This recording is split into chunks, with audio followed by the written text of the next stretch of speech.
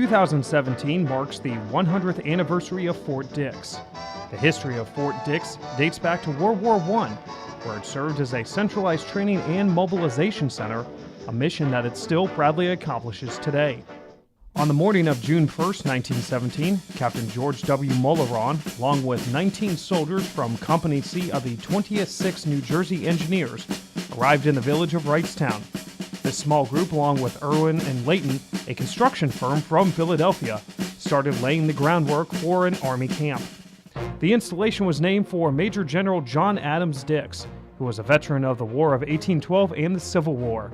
It was one of the 16 Army camps established to train soldiers for World War I. It consisted of 5,000 acres and an adjacent rifle range on leased property. Farmers received yearly rental fees for their land and were compensated for crops provided to feed the soldiers. Consisting of over 1,600 buildings, including barracks, tool houses, a storehouse, barns, medical centers, guardhouses, a refrigerating plant, a bakery, a cooking school, public utility offices, and a theater, Camp Dix was essentially a contained city with all of its necessities. More than 11,000 men from all parts of society, including college graduates, school teachers, newspapermen, and craftsmen, all came together to build Camp Dix. With pay averaging 60 cents an hour for 8 hours of work, 90 cents for overtime, and $1.20 double time, and with electricians and plumbers receiving 62.5 cents an hour.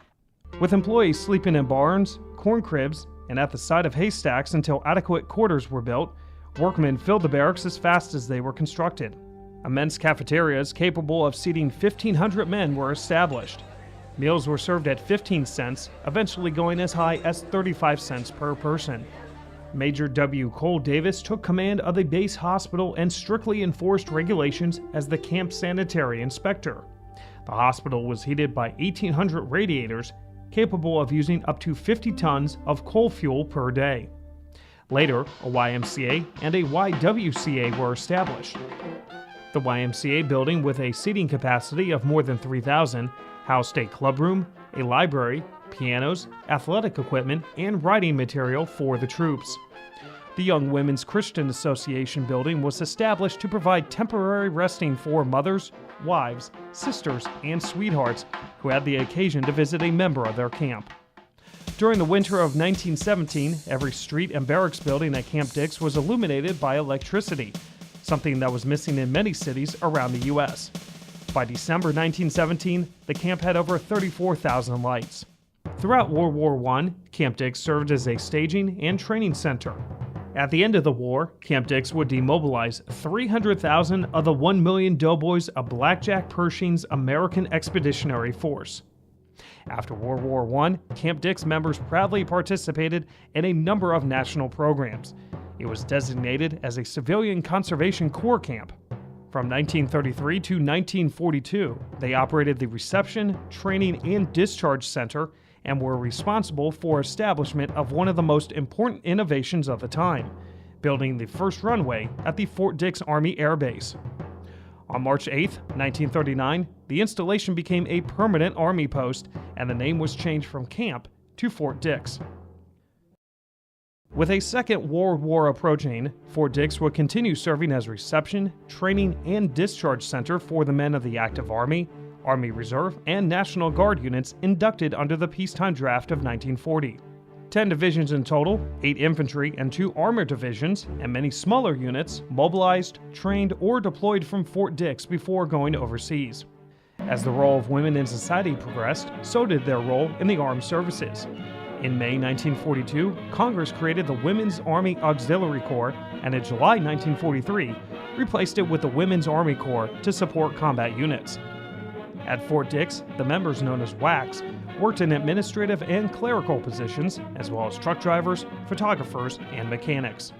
It was not until 1947 that the U.S. Air Force was established, and the Army Air Base was transferred to the Air Force. In January 1948, the airfield was named McGuire Air Force Base.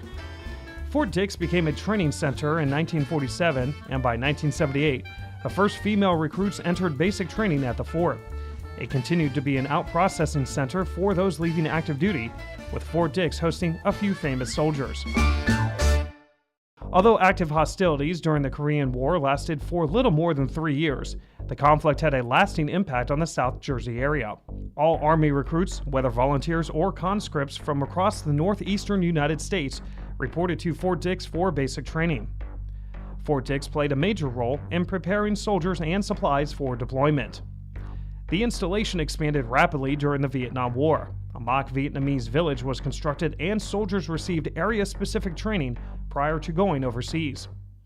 The Walton Army Hospital opened its doors in April 1960. It replaced the hastily built wooden medical buildings that were necessary during the World Wars. The new brick hospital was an architectural marvel, equipped with the latest technology, a paging system, an interfloor message system through pneumatic tubes, and televisions in every room. Surgical facilities at Walton Army Hospital included 8 operating rooms. The physical examination team was heavily used to support the Army basic training mission. It was further utilized in support of ongoing wars. During the Vietnam War, tens of thousands of U.S. troops and their families received medical care at Walton Army Hospital. In 1957, during their leisure hours, Specialist 4 Stephen Goodman, assisted by PFC Stuart Shear, made a small clay model of a charging infantryman. Their tabletop model was spotted by a public relations officer who brought it to the attention of Deputy Post Commander Bruce Clark, who suggested the construction of a larger statue to serve as a symbol of Fort Dix. Operating on a limited budget and using old railroad track and auto putty, they undertook the project to create a 12-foot figure of a charging infantryman in full battle dress, representing no particular race or ethnicity.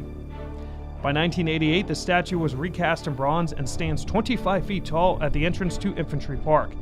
Its inscription reads, "This monument is dedicated to the only indispensable instrument of war, the American soldier, the ultimate weapon. If they are not there, you don't own it." Fort Dix ended its active Army training mission in that same year and began a new mission of mobilizing, deploying, and demobilizing reserve components, providing training areas for Army Reserve and National Guard soldiers. As many as 15,000 soldiers have trained at Fort Dix just during the weekends. In 2009, the 31,000 acres of Fort Dix was consolidated with Naval Air Engineering Station Lakehurst and McGuire Air Force Base to become Joint Base McGuire-Dix Lakehurst, the only tri-service joint base. Joint Base McGuire-Dix Lakehurst continues to support and conduct reserve training, mobilization, and demobilization operations. It's one of the largest mobilization sites in the country and a major training center for the Northeast United States for Army Reserve and National Guard soldiers. With millions of soldiers training over the years and no signs of slowing, we are proud to wish Fort Dix a happy 100th birthday and bright hopes for many more.